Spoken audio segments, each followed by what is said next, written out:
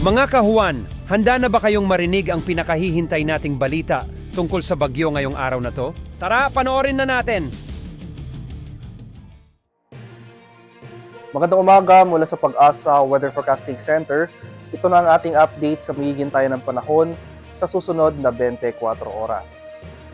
Patuloy ang epekto ng northeast monsoon o hanging amihan sa malaking bahagi ng Hilaga at gitnang Luzon. Samantalang ito namang easterlies o yung mainit na hangin galing sa Karakatang Pasipiko ang nakakaapekto sa nalalabing bahagi ng ating bansa.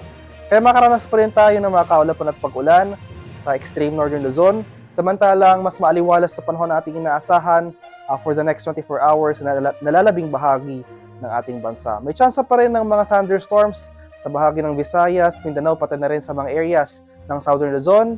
At for Metro Manila and the rest of Luzon, may tsansa naman tayo ng mga light rains o dagli ang pag-ambon na dala ng amihan. Sa kasalukuyan, wala rin tayong binabantayang low pressure area o sama ng panahon na maaaring makaapekto sa ating bansa sa mga susunod na araw.